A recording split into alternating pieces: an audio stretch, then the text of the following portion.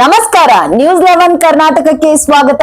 ನಾನು ತಾನಮ್ಮ. ಕಾರ್ಮಿಕರ ಮೇಲೆ ಮಾರಣಾಂತಿಕ ಹಲ್ಲೆ ನಡೆಸಿರುವ ಘಟನೆ ವಿಜಯಪುರ ನಗರದ ಹೊರಭಾಗದಲ್ಲಿರುವ ಗಾಂಧಿನಗರದ ಬಳಿಯ ಇಟಗಿ ಭಟ್ಟಿಯಲ್ಲಿ ನಡೆದಿತ್ತು. ಹಲ್ಲೆಗೊಳಗಾದ ಕಾರ್ಮಿಕರು ಸದ್ಯ ವಿಜಯಪುರ ಜಿಲ್ಲಾಸ್ಪತ್ರೆಯಲ್ಲಿ ಚಿಕಿತ್ಸೆ ಪಡೆಯುತ್ತಿದ್ದಾರೆ.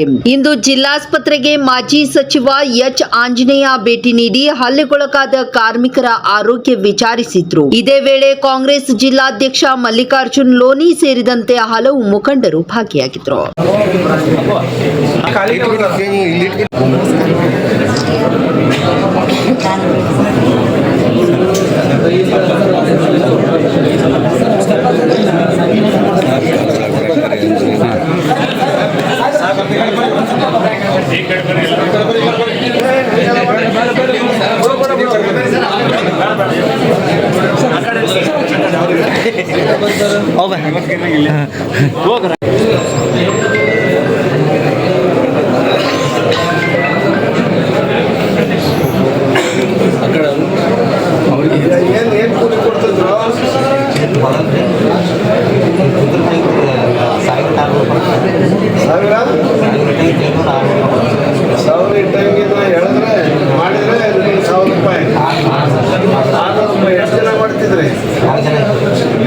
ಎಷ್ಟು ಮಾಡ್ತಿದ್ರಿ?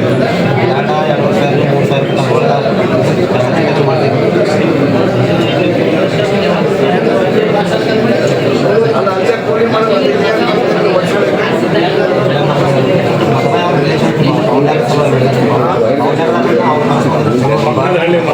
ರಿಲೇಷನ್ ಸರ್, ₹100 ಸಿಗುತ್ತೆ. ಸಿಗತ್ತೆ ಸರ್. ₹300 ಕೊಟ್ಟರು ಕೂಡ ರೆಗ್ಯುಲರ್ ಇಲ್ಲ ಸರ್. ಒಂದಿನ ಇತ್ತು, ಒಂದು ವಾರ 3 ದಿನ ಸಿಕ್ತು, 4 ದಿನ ಇಲ್ಲ. ಉದ್ಯೋಗಕ್ಕಾದ್ರೆ 100 ದಿನ ಕಾಯಂಬಾಗಿ ಕೆಲಸ ಕೊಡ್ತೀವಿ. ಆಮೇಲೆ ಅದಾದ್ಮೇಲೆ ಖಾಸಗಿ ಜಾಗ ಕೆಲಸ ನೀರಾವರಿ ಅಲ್ವಾ ನಿಮ್ಮದು? ನೀರಾವರಿ ಇಲ್ಲ, ಜಮೀನು ನಿಮ್ಮ ಸ್ವಂತ ಜಮೀನು ಅಲ್ಲ? ಜಮೀನಲ್ಲಿ ಹೆಂಗೆ 1 ಎಕರೆ ಹೆಂಗೆ ಕೊಡ್ತಾರೆ ಜಮೀನು?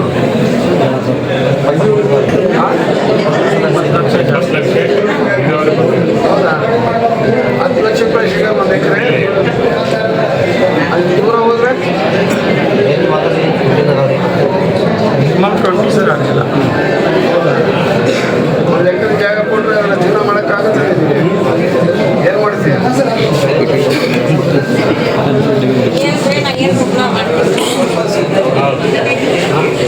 ನಮ್ಮದು ಕಾರ್ಪೊರೇಷನ್ನಲ್ಲಿ ಬೋರ್ಡ್ ಯೋಜನೆಯಲ್ಲಿ ಮುಂದೆ ಕೊಡಿಸ್ಕೊಂಡು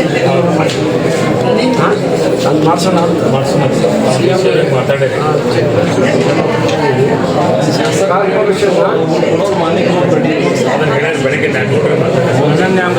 ಯಾರು ಕೇಳಿರತ್ತಲ್ಲ, ಜಮೀನು ಕೊಡೋರು ಅದಾರ, ಕೊಡ್ತೀವಿ ಅಂತಾರ. ಸಿಗ್ತದಲ್ಲ ಇಲ್ಲಮ್ಮ, 4-5 ಎಕರೆ ಜಮೀನು ಯಾರಾದರೂ ಕೊಟ್ಟೆ ಒಳ್ಳೆ ರೇಟ್ ಸಿಗ್ತದೆ. 3 ದಿನ ಹೊಡಿತಾರ.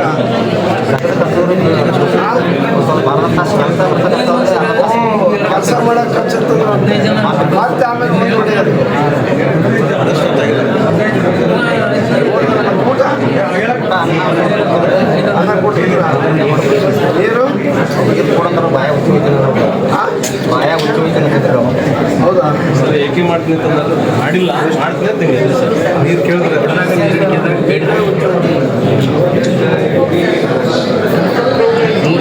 ಅಷ್ಟು ಇದು ಹೆಂಗೆ ಬಂತು ಅವ್ರಿಗೆ ಹೊಡಿಬೇಕಂತ ನೀರು?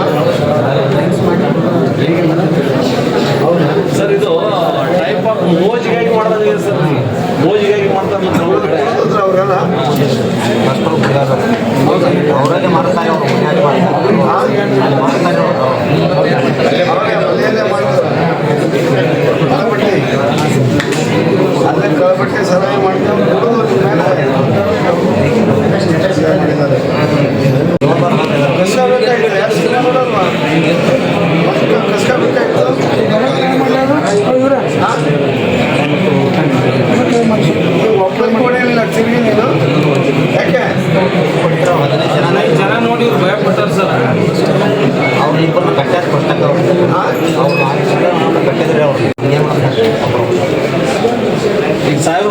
ಧೈರ್ಯ ಇರ್ರಿ, ಎಲ್ಲ ಮುಖ್ಯಮಂತ್ರಿ ಸರ್ ಕೂಡ ಮಾತಾಡಿ ನಿಮ್ಗೆಲ್ಲ ಒಂದಿಟ್ಟು ಧೈರ್ಯ ಇಲ್ಲ ವ್ಯವಸ್ಥೆ ಮಾಡಿ ನೀವು ಅವ್ರು ಸಾರಿ ಬರ್ತಾರೆ. ಸಾಹೇಬರು ಹೇಳಿದ್ದಾರೆ ಅವರು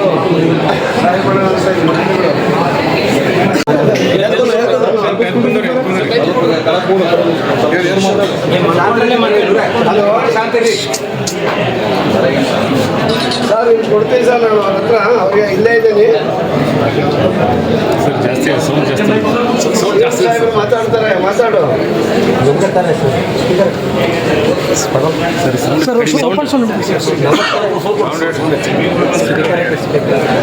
ಚಿಕ್ಕಲಿದ್ದವರವರೇ ತಗೊಂಡಿದ್ದಾರೆ. ಇಲ್ಲಿ ಬಿಜಾಪುರದಲ್ಲಿ ನಾವು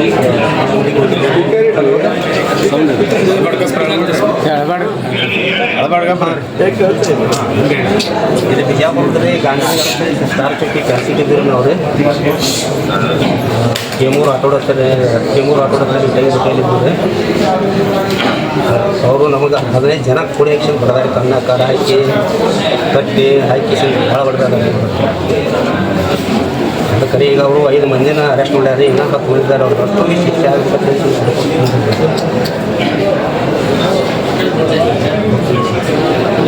ಹೌದು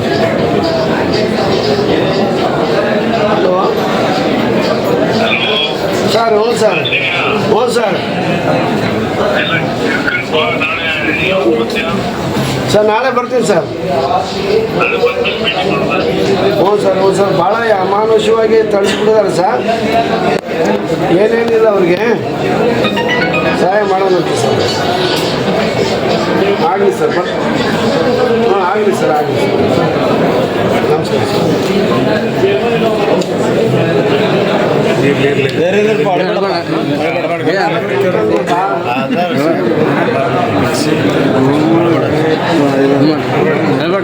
ಯಾರು ಮಾತಾಡಿದ್ದು ಯಾರ ಹತ್ರ?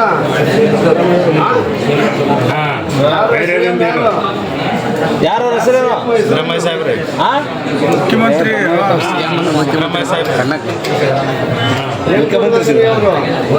ಏನು ಕೊಟ್ಟಿದ್ದಾರೆ ನಿಮಗೆ? ಮೆಂತ್ರಿಗೆ ಮತ್ತು ಅಷ್ಟೆಲ್ಲ ಬರ್ಬೇಕು. ಯಾಕೆ ಹಳ್ಳಿ ಬಿಟ್ಕೊಂಡ್ರೆ ಹೇಳ್ಬೇಡ್ರಿ.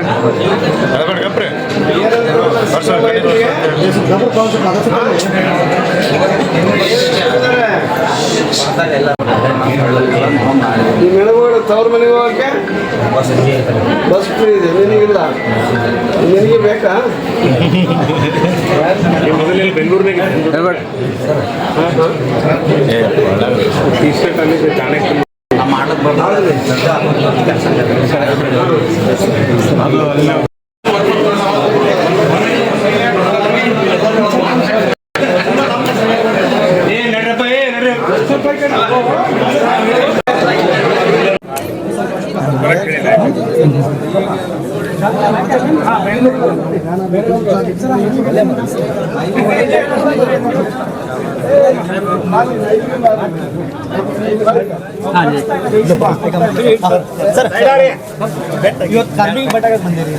ಅಲ್ಲ ಆಗಲಿಲ್ಲ, ಆಯ್ತಲ್ಲ.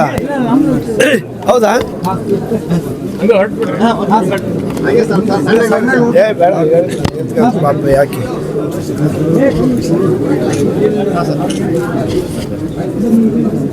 ಕರ್ನಾಟಕ ಚರಿತ್ರೆಯಲ್ಲಿಯೇ ನಡೆಯಲಾರದಂಥ ಒಂದು ಕ್ರೌರ್ಯವಾದಂತಹ ಅಟ್ಟಹಾಸವನ್ನು ಮೆರೆದಿರ್ತಕ್ಕಂಥ ಇಟಿಗೆ ಭಟ್ಟಿಯ ಮಾಲೀಕನ ಕೃತ್ಯವನ್ನು ನಾನು ಟಿ ವಿಯಲ್ಲಿ ನೋಡಿ ತುಂಬ ನೊಂದ್ಕೊಂಡು ಹಲ್ಲೆಗೊಳಗಾಗಿರ್ತಕ್ಕಂತಹ ಗಾಯಾಳುಗಳನ್ನು ಮತ್ತು ಆ ಕಾರ್ಮಿಕರನ್ನು ಭೇಟಿ ಮಾಡಿ ಇವತ್ತು ಮಾತಾಡಿದ್ದೀವಿ.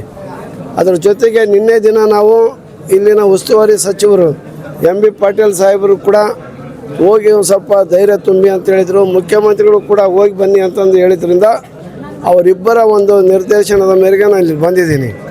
ಈಗ ನಾನು ಕಾರ್ಮಿಕರನ್ನೆಲ್ಲರನ್ನೂ ಕೂಡ ಕೇಳಿದೆ. 3 ದಿನಗಳ ಕಾಲ ಸತತವಾಗಿ ಅವ್ರನ್ನ ಥಳಿಸಿದ್ದಾರೆ. ಆ ಥಳಿಸಿಬಿಟ್ಟು ಅವರೇ ವಿಡಿಯೋ ಮಾಡಿ ತಮ್ಮ ಸ್ಟೇಟಸ್ನಲ್ಲಿ ಹಾಕಿದ್ದಾರೆ. ಅವರು ಬಂಧು ಬಳಗದವ್ರಿಗೆ ಕಳಿಸಿದ್ದಾರೆ. ವಿಪರೀತ ಹಿಂಸೆ ಆಗಿದೆ. ಇಲ್ಲಿನ ಡಾಕ್ಟ್ರುಗಳು ಅವರಿಗೆ ಚಿಕಿತ್ಸೆ ಕೊಡುವಲ್ಲಿ ಭಾಳ ಸಹಕಾರ ಮಾಡಿದ್ದಾರೆ. ಜಿಲ್ಲಾ ಆಡಳಿತನೂ ಕೂಡ ತಕ್ಷಣವೇ ಪೊಲೀಸ್ ವರಿಷ್ಠಾಧಿಕಾರಿಗಳು ಅಪರಾಧಿಗಳನ್ನು ಬಂಧಿಸುವಲ್ಲಿ ಕೂಡ ಯಶಸ್ವಿಯಾಗಿದ್ದಾರೆ. ಆ ಸರ್ಕಾರದಿಂದ ಮತ್ತು ಪೊಲೀಸ್ ಇಲಾಖೆಯಿಂದ ನ್ಯಾಯ ದೊರೆತಿದೆ. ಆದರೆ ಆ ಅಪರಾಧಿಗಳಿಗೇನಿದೆಯಲ್ಲ ಸರಿಯಾದ ಶಿಕ್ಷೆ ಆಗಬೇಕು. ಸರಿಯಾದ ಸೆಕ್ಷನ್ಗಳನ್ನು ಕಾಲಮ್ಗಳನ್ನು ಹಾಕಿಬಿಟ್ಟು ಅವ್ರಿಗೆ ಗಲ್ಲು ಶಿಕ್ಷೆ ಅಥವಾ ಜೀವಾವಧಿ ಶಿಕ್ಷೆ ಆಗಬೇಕು. ಈ ರೀತಿ ನಾಳೆ ಈ ಒಂದು ಕೃತ್ಯವನ್ನು ಎಸಗಿರ್ತಕ್ಕಂಥ ದೃಶ್ಯದ ನೋಡಿ ಮತ್ತು ಇನ್ನೊಬ್ಬನ ಯಾವನಾದರೂ ಅನುಕರಣೆ ಮಾಡಬಾರ್ದು. ಇದು ಅನುಕರಣೆ ಮಾಡೋಕ್ಕೆ ಹೋದರೆ ಅಥವಾ ಈ ರೀತಿ ಚಿತ್ರಹಿಂಸೆ ಕೊಟ್ಟರೆ, ಈ ರೀತಿ ಸಿಗಾಕೊಂಡ್ರೆ ಏನೆಲ್ಲ ಶಿಕ್ಷೆ ಆಗುತ್ತೆ ಅನ್ನೋದನ್ನು ಇಲ್ಲಿಗೆ ಇಂಥ ಶಿಕ್ಷೆಯನ್ನು ಕಠಿಣವಾದಂಥ ಶಿಕ್ಷೆ ಅವ್ರಿಗಾಗಿ ಮುಂದೆ ಆಗ್ಬೋದಂಥ ಕಠಿಣ ಶಿಕ್ಷೆಗಳಿಗೆ ಇತಿಶ್ರೀ ಆಡ್ತಕ್ಕಂಥ ಕಾರ್ಯವನ್ನು ಈ ಜಿಲ್ಲಾಡಳಿತ ಮಾಡ್ತಿದೆ ಎಂಬ ನಂಬಿಕೆ ನನಗಿದೆ. ಈಗ CM ಅವರು ನೊಂದ ಕಾರ್ಮಿಕರ ಜೊತೆಗೆ ಮಾತಾಡಿದ್ದಾರೆ. ಫೋನ್ನಲ್ಲೇ ಮಾತಾಡಿಸಿದ್ದೀನಿ. ಅವರು ಏನು ಹೆದರಬೇಡ್ರಿ, ನಿಮಗೇನು ಬೇಕೋ ಎಲ್ಲ ಸಹಾಯ ಸಹಕಾರ ಮಾಡೋಣ ಅಂತಂದೇಳಿ ಯಾರು ನಿಮ್ಮನ್ನು ಹಲ್ಲೆ ಮಾಡಿದಾರೋ ಅವ್ರಿಗೆ ಸರಿಯಾದ ಶಿಕ್ಷೆ ಇಲಾಖೆ ತೆಗೆದುಕೊಳ್ತದೆ ಅಂತಕ್ಕಂಥ ಭರವಸೆಯ ಮಾತುಗಳನ್ನು ಅವ್ರಿಗೆ ಹೇಳಿ ಧೈರ್ಯ ತುಂಬಿದ್ದಾರೆ ಮುಖ್ಯಮಂತ್ರಿಗಳು. ನಾವು ಕೂಡ ಇವತ್ತು ನಾವು ಬೇರೆದಾರ್ ಅವರು, ನಮ್ಮ ಜಿಲ್ಲಾ ಕಾಂಗ್ರೆಸ್ ಅಧ್ಯಕ್ಷರು ಮಂಜುನಾಥ್ರವರು, ನಮ್ಮ ಇತರೆ DSS ಲೀಡರ್ಗಳು ಎಲ್ಲರೂ ಕೂಡ ನಮ್ಮ ಸಮುದಾಯದ ಎಲ್ಲ ಲೀಡರ್ಗಳು ಕೂಡ ಬಂದು ಇವತ್ತು ಅವ್ರನ್ನ ನೋಡಿ ಧೈರ್ಯ ತುಂಬಿದ್ದೀವಿ. ಅದರಿಂದ ಧೃತಿಗೆಡೋದು ಬೇಡ, ಧೈರ್ಯವಾಗಿ ಬರಲಿ. ಪೂರ್ಣ ಗುಣಮುಖರಾದಮೇಲೆ ಅವರಿಗೆ ಅವರ ಹಳ್ಳಿಗಳಲ್ಲಿ ಏನಾದರೂ ಮಾಡಿ ಅವರಿಗೆ ನಮ್ಮ ಇವು ನಿಗಮಗಳಿದ್ದಾವೆ, ಆದಿಜಾಂಬ ಅಭಿವೃದ್ಧಿ ನಿಗಮ, ಅಂಬೇಡ್ಕರ್ ಅಭಿವೃದ್ಧಿ ನಿಗಮ, ಆ ನಿಗಮಗಳಿಂದ ಭೂ ರೈತರಿಗೆ ಭೂಮಿ ಕೊಡಿಸುವಂಥ ಒಂದು ಭೂ ಒಡೆತನ ಯೋಜನೆ ಇದೆ. ಆ ಯೋಜನೆಯಲ್ಲಿ ಭೂಮಿ ಕೊಡಿಸ್ಬೇಕು ಮತ್ತು ಅವ್ರಿಗೆ ಬೋರ್ವೆಲ್ ಕೊಡಿಸ್ಕೊಡ್ಬೇಕು.